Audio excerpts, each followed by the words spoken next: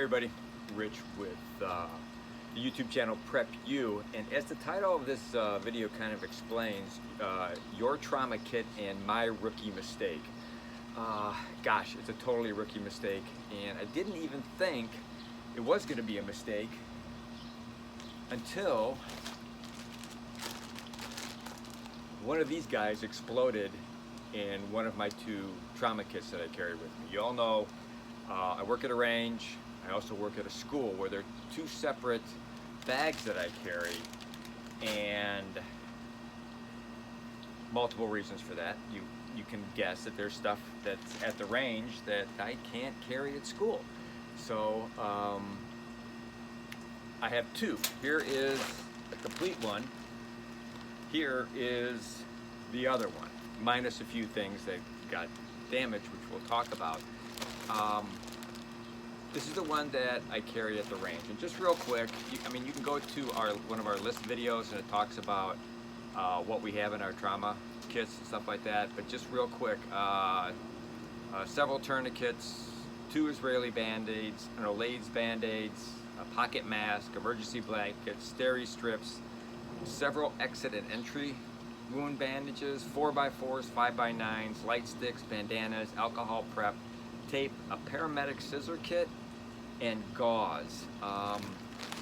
There might be a few other things that I've added. I also have a large trauma pad in there, and that's my range one. Basically the same thing for school, because my belief is if it can happen at the range, it definitely can happen at school, and I want to be prepared for that. But here's my rookie mistake.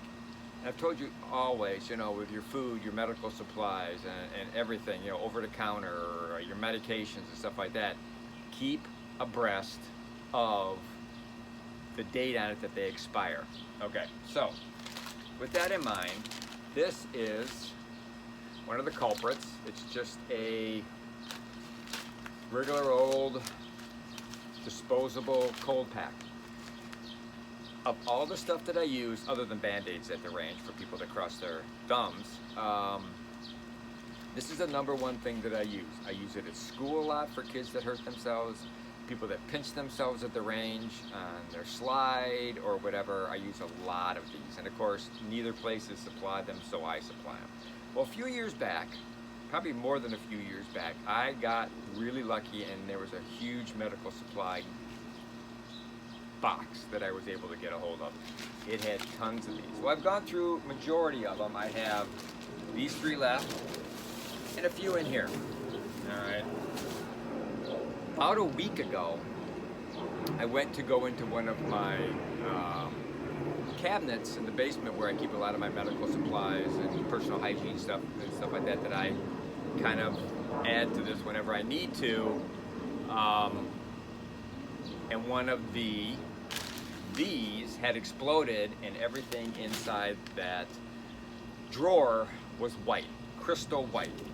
This is one of my paramedic scissor pouches. This came out of this kit. This was pure white, and if you've ever had the unfortunate occasion to touch the stuff on the inside of a cold pack, it's greasy, it's slimy, it's salt-based, it just turns white, it crystallizes.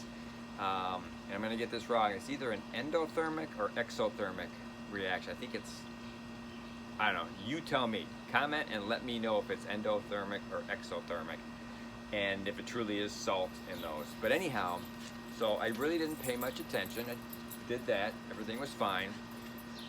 About a week later, and like I said, I've changed these out, but I bought them all at the same time several years ago. I'm not sure how long.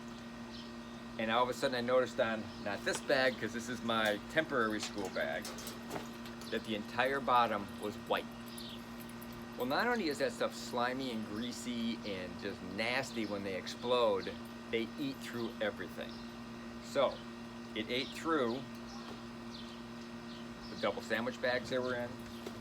It ate through double freezer quality Ziploc bags that they were in, and just settled in the bottom of the backpack, and also got in the trunk of my car because it seeped through the backpack into the trunk. So there's your rookie mistake. No dates on them that says they expired, no dates on the boxes. Maybe these guys were so old they didn't have those. Maybe if you buy them today, which I'm going to be going out and buying more, they didn't have an expiration date on them. So anything could have happened. There could have been a small leak. The reaction may have happened. They were in there for a while. Like I said, I have multiple ones in there, and as I use them at school or at the range, I just kind of replace them.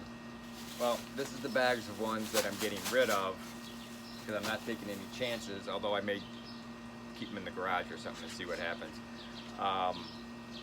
But that's why I wanted to make this video, so you all know to not only be careful what you put in your disaster kit, trauma bag, first aid kit, whatever, to check those dates, but watch things that don't have dates on them that you think are stable.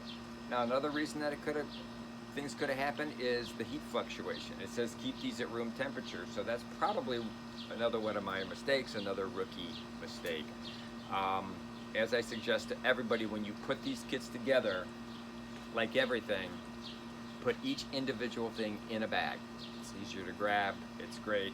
Like right here, I mean, this is my range kit. By having stuff in bags, you can just grab the whole thing and go. So there's my trauma kit. I know some of you medics and doctors out there are going, that's not really a trauma kit. I don't see your IV supplies, I don't see your saline and all that kind of stuff. It's my trauma kit. Everybody carries something different. You medics carry a lot more. My son's a critical care medic and he carries lots of stuff. I can't, just because I can't. I'm not licensed anymore. So I let that go when I retired from the fire department. So just a quick video to remind you to check your dates, watch what you're carrying with you, pack them correctly, have redundancy as always. And a couple of things that we've talked about before. It's a great video. 5 things you should always carry, and then the 5 things you should always carry plus. It's 2 separate videos. You can watch them both, but the second video is better. It talks about, you know, emergency blankets, Band-Aids, antiseptic cream, hand sanitizer, extra batteries, lights, matches, emergency blanket, wire. I love that green craft wire is always good to have, you know, several yards of that, and of course duct tape. So I'm gonna end the video here. Thank you for watching. Pass this along to anybody that carries this kind of stuff in your car or whatever, because remember, cars get really hot in the summertime and really cold in the wintertime, and maybe, you know, these cold packs and stuff like that can't handle it. So just check your bags, make sure everything's good, and switch them out. Subscribers, thank you. I appreciate it. Pass this on to other people that aren't subscribers. If you're watching this that you're not a subscriber, please subscribe. Comment on this video. It makes our analytics look really good and gets us out to more people. We've got 170 plus videos, both prepping and 2A type stuff. We've got some stove videos coming out, a really cool stove coming out really quick. And that is it. As always, like we always end this, be aware of your surroundings at all times.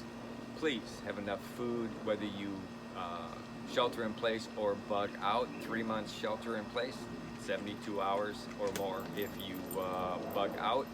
And please, prep like your life depends on it, because it really does. Thanks a lot. Bye.